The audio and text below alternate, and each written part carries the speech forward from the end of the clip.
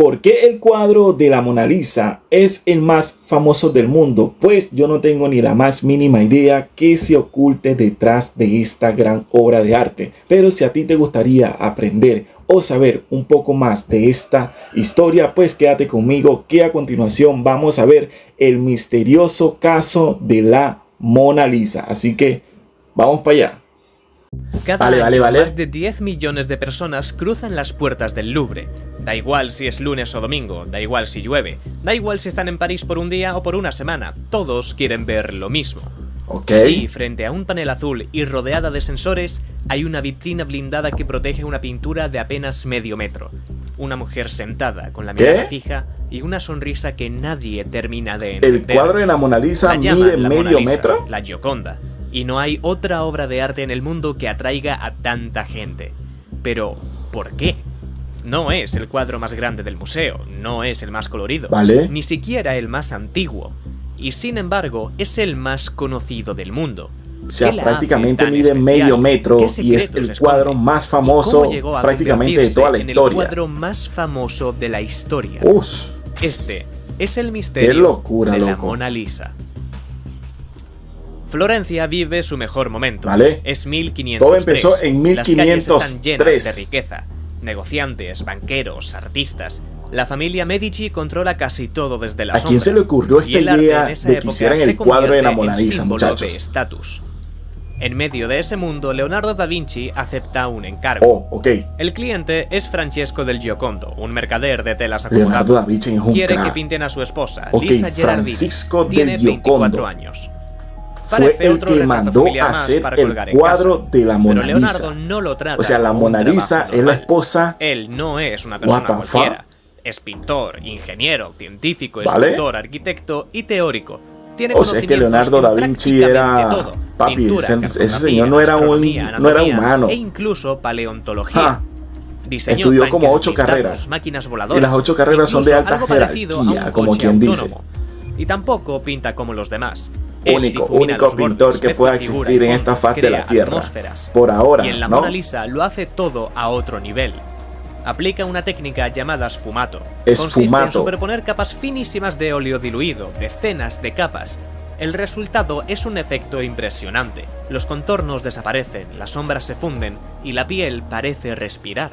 O sea, prácticamente es como que si el cuadro tuviera vida propia. Es como si el cuadro se adaptara al estado de ánimo de quien lo mira. Eso no es casualidad. Para perfeccionar ese efecto, Leonardo dedicó una enorme cantidad de tiempo. Pasó muchas noches en un hospital de Florencia estudiando cuerpos humanos para entender cómo funcionaban los músculos, los nervios, y cómo trabajaban juntos para formar una sonrisa. También analizó animales, especialmente caballos. Comparaba sus expresiones con las humanas, pero su obsesión no terminó ahí. ¿Y para qué hizo eso? Después de eso, investigó la óptica.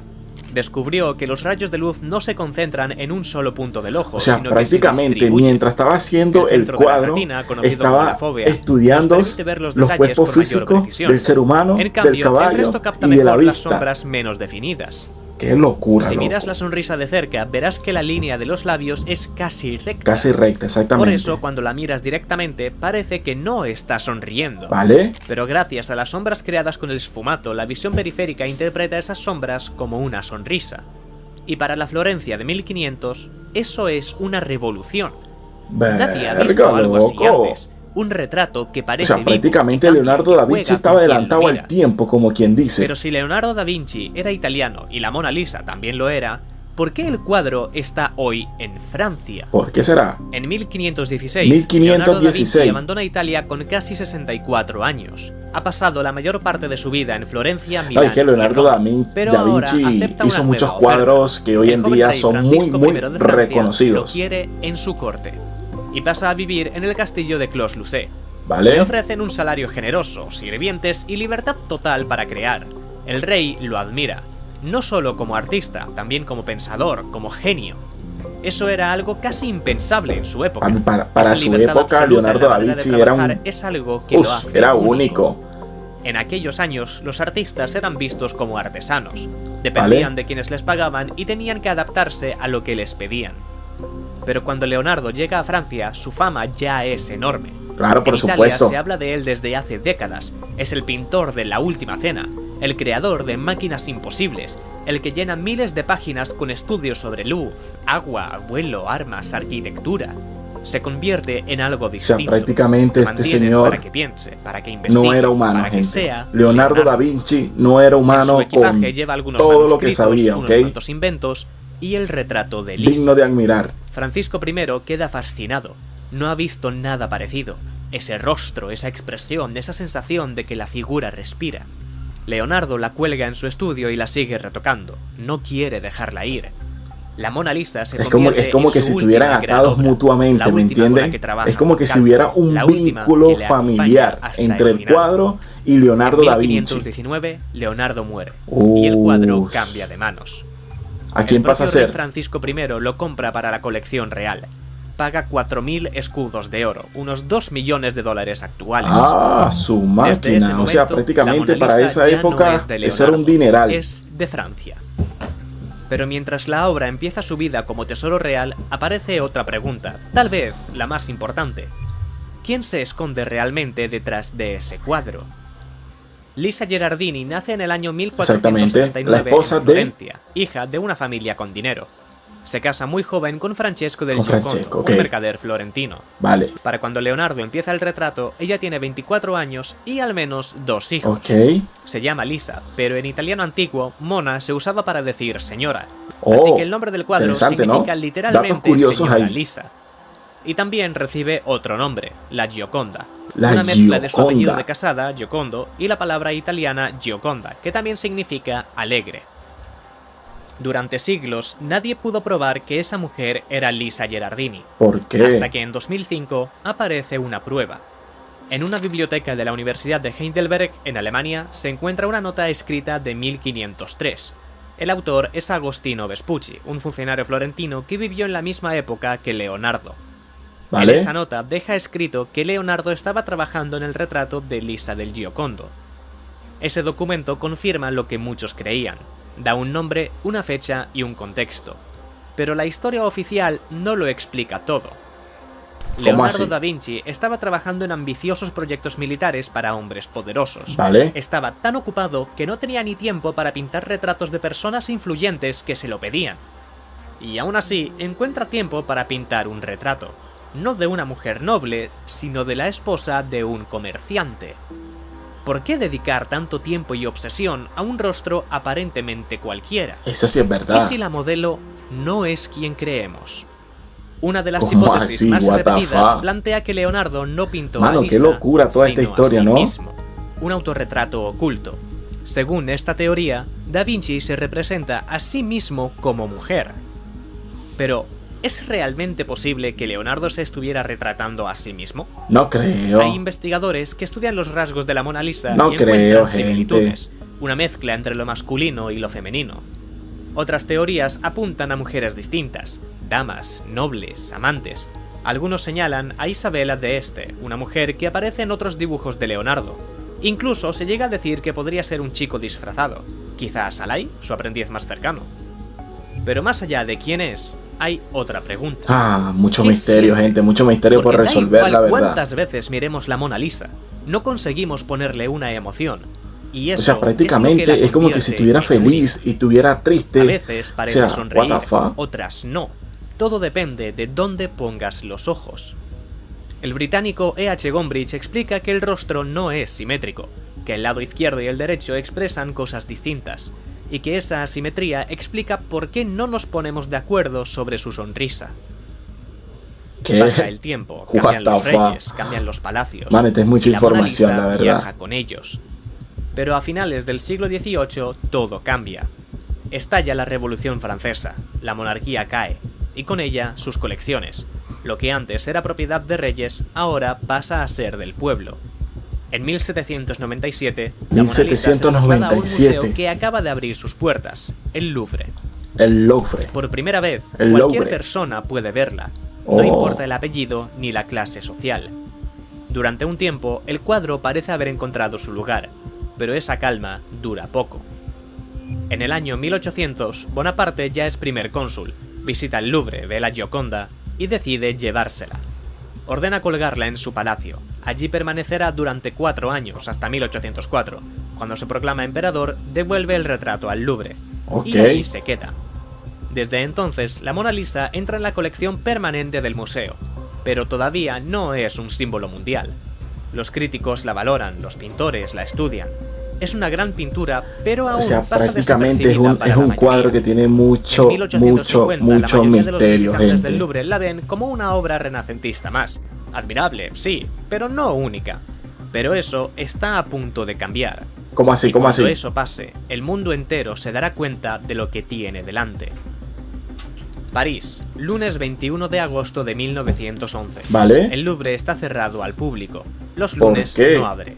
Solo hay personal de mantenimiento y algunos vigilantes. Todo parece tranquilo. Pero alguien se mueve entre las sombras. Un hombre vestido de blanco camina por los pasillos. Va como uno más del equipo de limpieza. Se llama Vincenzo Peruggia. Tiene 29 años, es italiano y ha trabajado antes en el Louvre como vidriero. Conoce bien el edificio, sabe cómo moverse sin llamar la atención. ¿Vale? Y acaba de llegar a la Sala Carré. Allí cuelga la Mona Lisa. Mira a los lados, no hay nadie. Se acerca al cuadro, lo desengancha con calma y se lo lleva hasta una escalera lateral. Allí separa la tabla del marco, deja el marco tirado en el suelo, envuelve la pintura en una tela y se la esconde bajo el abrigo. Después, simplemente sale por la puerta. La Gioconda desaparece del museo más importante del mundo y nadie se da cuenta. What the fuck? Pasan más de 24 horas. El martes por la mañana, un pintor llega al Louvre. Va a copiar la Mona Lisa como hace cada semana. Pero al entrar en la sala, el cuadro no está. ¡Hala! Llama a los Bestia, guardias. loco. Primero piensan que la han movido para fotografiarla, es algo habitual. Pero nadie del departamento de fotografía sabe nada. Nadie del museo ha autorizado nada, nadie ha tocado el cuadro. Es entonces cuando se desata el pánico. El Louvre cierra sus puertas, llega la policía, revisan todas las salas y encuentran el marco tirado en una escalera. La Mona Lisa ha sido robada. La noticia se extiende por todo el país en cuestión de horas. ¿Cómo es posible? O sea, prácticamente no le daban la importancia que le tenían que dar hasta que se la robaron, gente. La policía lanza una investigación a contrarreloj. Interrogan a empleados, registran habitaciones, siguen pistas por todo París. Y de pronto aparecen nombres inesperados. Detienen a Guillaume Apollinaire, un poeta vanguardista, provocador, famoso por declarar que habría que quemar los museos. Está vinculado a un caso anterior, las estatuillas ibéricas robadas del Louvre. Y además, es amigo de un pintor joven, español, que acaba de llegar a París. Se llama Pablo Picasso. También lo interrogan, le piden explicaciones y él niega todo. Tras unos días, los dos son liberados. Pero el hecho de que dos de los nombres más importantes del arte moderno pasen por comisaría dice mucho sobre el caos de la investigación. Peruggia ni siquiera aparece en la lista de sospechosos. Nadie imagina que un vidriero haya podido cometer un robo así. Pronto el caso empieza a estancarse. Pues máquina, gente, qué locura, y el caso empieza a perder fuerza. La pintura ya no está, pero su desaparición lo llena todo.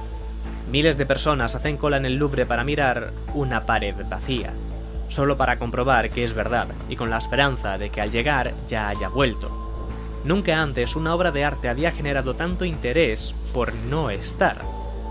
La Mona Lisa aparece en portadas de todo el mundo.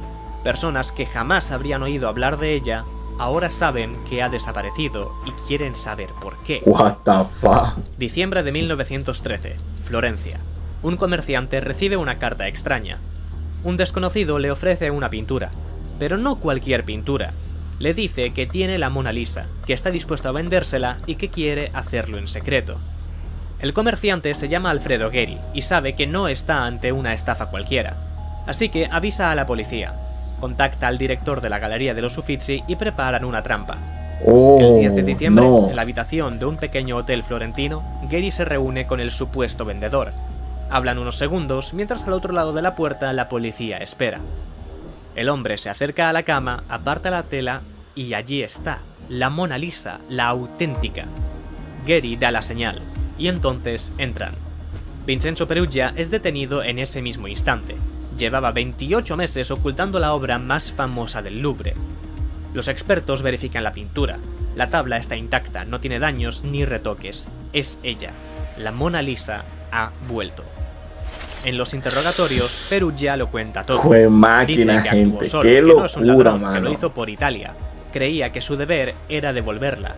O sea, prácticamente le tendieron una trampa al señor. Pero en Francia ha cometido un crimen. Robar un cuadro tan famoso no es cualquier cosa, sobre todo teniendo en cuenta que entonces ya valía millones. Perugia es extraditado, lo juzgan, recibe una condena de 1 año y 15 días de prisión. Antes de enviarla de vuelta a Francia, Italia la exhibe. La Gioconda hace una pequeña gira en Florencia, Roma y Milán. En Florencia la gente hace cola durante horas, la tratan como si fuera una reina. Es como y luego what viaja de nuevo a París. El 4 de enero de 1914, el Louvre la reinstala en su lugar.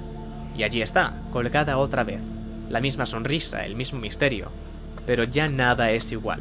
Ahora todo el mundo sabe quién es. Antes de 1911, la Mona Lisa era famosa, muy famosa, pero dentro del mundo del arte. Después del robo, se convierte en un símbolo. Su nombre da la vuelta al mundo, se escriben libros, se hacen películas. En 1915 se estrena una ópera inspirada en ella. En los años 30, Hollywood rueda películas sobre el robo. La verdad es que lo ocurrido hace algo que ninguna campaña publicitaria habría logrado. Transforma a la Gioconda en la obra más famosa del mundo. Sin duda alguna. Septiembre de 1939. Sin duda alguna. La Esa es Segunda la obra Guerra Mundial más, está a punto el de cuadro estallar. más famoso. En París, las salas del Louvre siguen llenas de arte, pero el ambiente huele a miedo y urgencia. El gobierno francés activa una operación secreta, porque si los alemanes cruzan la frontera no pueden quedarse con el alma de Francia. Esa noche, bajo órdenes estrictas, comienza el traslado. Camiones militares aparecen por la parte trasera del museo. Retiran la Mona Lisa de su pared y después dentro de una caja especial. ¿Pero por qué? ¿Por qué hicieron eso? Como pieza decorativa, otro objeto más. Aún no ha empezado la guerra, pero el convoy arranca, y la sonrisa más famosa del mundo se pierde en la noche. Primero se dirige hacia el Valle del Loire, al castillo de Amboise, donde Leonardo da Vinci pasó sus últimos días. Pero con la ofensiva alemana de 1940, el castillo deja de ser seguro. Así que vuelven a moverla, a la abadía de Locdieu, un monasterio medieval perdido entre colinas y bosques. Más tarde la trasladan de nuevo, Château de Chambord, después el Museo Inglés de Montauban. Cada trayecto se hace de noche. O sea, prácticamente que la trasladaron un montón de veces para sobreguardarla, ¿no? La Mona ¿no? Lisa sobrevive en la sombra. Solo cada cierto tiempo alguien la revisa. Mira que no haya humedad, grietas o daños. En París, el Louvre queda casi vacío. Hasta que en 1945, tras la liberación de Francia, el convoy vuelve a ponerse en marcha, esta vez de vuelta a casa. La Mona Lisa y el resto de las obras regresan a París. Las salas vuelven a llenarse. El cuadro ha sobrevivido a una guerra mundial. Y eso Pues la convierte en algo loco. más que arte. Con razón La tanto convierte movimiento. en historia. En 1962, el gobierno francés la asegura por $100 millones, lo que hoy serían más de 1.000 millones. Ay, jue El objeto madre, más loco. valioso ¿Cuánto jamás costará asegurado. esa obra de arte hoy en día, muchachos? Corre el año 1963. Jacqueline Kennedy quiere llevar la Gioconda a Estados Unidos. No para siempre, solo una gira. Y contra todo pronóstico, contra la opinión de los expertos, el presidente de Francia acepta. La pintura es delicada, pero el gesto pesa más que el riesgo. La Mona Lisa viaja en el transatlántico SS France, en una caja blindada, custodiada día y noche por personal militar armado. Cuando llega, primero se exhibe en la Galería Nacional de Washington, después en el Metropolitan Museum de Nueva York. Se calcula que 1,7 millones de personas hacen cola solo para verla unos segundos. La gira termina siendo un éxito absoluto. 11 años después, vuelve a hacer las maletas. Esta vez, el destino es Tokio y Moscú. Pero tras el tour, Francia toma una decisión. La Mona Lisa no viajará más. Los expertos son claros. No es una cuestión de política, es ciencia. La pintura está hecha sobre una tabla de álamo, y esa tabla empieza a deteriorarse. Toda esa fama tuvo un precio, y en el caso de la Mona Lisa, ese precio fueron los ataques. En 1956 sufre 2 ataques. Primero, alguien le lanza ácido en una exposición. El líquido alcanza la parte inferior de la pintura, daño leve. Meses después, un joven boliviano, Hugo Ungaza Villegas, lanza una piedra. Impacta directo, el cristal de protección se rompe y un fragmento impacta en el codo izquierdo de Lisa. Queda una marca. Desde entonces se instala cristal antibalas permanente. Y menos mal. porque los ataques no se detienen. En los años 60, un hombre dice estar enamorado de ella. Intenta cortarla con un cuchillo para llevársela. ¡Y qué loco, en 1974, en Tokio, o sea, prácticamente muchas personas estaban obsesionadas con esa imagen. Protesta por la falta de accesos para personas discapacitadas. En 2009, una turista rusa, enfadada por no haber conseguido la nacionalidad francesa, lanza una taza de té. En mayo de 2022, un visitante disfrazado de anciana en silla de ruedas lanza una tarta de crema en protesta por el cambio climático. Y en octubre de 2024, dos activistas lanzan sopa de tomate. Aún así, como puedes ver, la pintura sigue casi intacta. Durante siglos, el mundo habla de la Mona Lisa. Un solo cuadro, un solo rostro, una única sonrisa. Pero cuando empiezas a tirar del hilo, algo no cuadra. Porque la historia de la Gioconda no gira en torno a una pintura, sino a varias. Cuando Leonardo empieza con el cuadro en Florencia, en ese mismo momento, otro joven artista que se llama Rafael dibuja un boceto de la Mona Lisa. La postura es casi idéntica. Las manos, la posición del cuerpo, la estructura del retrato. Pero detrás aparecen dos columnas que no existen en el cuadro del Louvre. Durante mucho tiempo se dio por hecho que era idea de Rafael, pero esa teoría se empieza a caer cuando se vuelve a estudiar el contexto real. Rafael vive entonces en Florencia, se mueve en los mismos círculos que Leonardo, y lo más inquietante, vive muy cerca de la casa de la familia Giocondo. La pregunta es inevitable. ¿Y si Rafael no está creando otro cuadro? ¿Y si está viendo otra versión, la primera versión? A partir de ahí se abre la posibilidad de que Leonardo no esté pintando una sola Mona Lisa, sino varias. Leonardo podría estar trabajando en dos Mona Lisas al mismo tiempo, una primera versión más directa, más joven, y otra posterior, la del Louvre, mucho más elaborada, compleja, psicológica. Esta idea no nace de la nada. A principios del siglo XX aparece una pintura que nadie había visto antes, un retrato muy similar al boceto que hizo Rafael. Se la conoce como la Mona Lisa de Isleworth. En esta pintura la modelo parece más joven, el formato es más grande y el paisaje tiene menos detalles, todo parece más simple. Esto no parece una copia, no repite exactamente los colores, no imita el esfumato final de Leonardo. La figura parece estar en una etapa anterior. La pintura de Isleworth es un óleo sobre lienzo, no sobre madera como la del Louvre, y eso es clave. Leonardo solía hacer versiones de prueba antes de dar por terminada una obra importante. Por eso, algunos creen que esta podría ser la primera Mona Lisa, un primer intento que Leonardo deja inacabado, antes de empezar la versión definitiva que hoy conocemos. Pero esa posibilidad abre un problema serio. Si existen más versiones, entonces, ¿cómo podemos estar seguros de que el verdadero retrato de Lisa es el mismo que el que hoy se conserva en el Louvre? Al fin y al cabo, la Mona Lisa de Isleworth aparece en el siglo XX. No es una locura pensar que pueda existir otra versión que todavía no conocemos. Y hay algo más que llama la atención. En las primeras versiones, la Mona Lisa tenía cejas y pestañas. Hoy no están. ¿Qué ha ocurrido para que hoy ya no podamos verlas? En realidad, siempre las tuvo, pero eran tan sutiles que el paso del tiempo las borró. Vasari ya lo decía en 1550, hablaba de unas cejas extremadamente finas. Detrás de la figura hay un paisaje, montañas, caminos, un río, un puente, pero el lado derecho y el izquierdo no coinciden, no se conectan, no forman un conjunto. Es como si fueran dos mundos distintos. Incluso el horizonte está desalineado, el agua en un lado está más alta que en el otro. Pero, ¿por qué lo hace? Leonardo quiere que el fondo no sea real, que parezca real, pero no lo sea. En 2011, un historiador italiano propone que el puente detrás del hombro derecho es el Ponte Gobbo.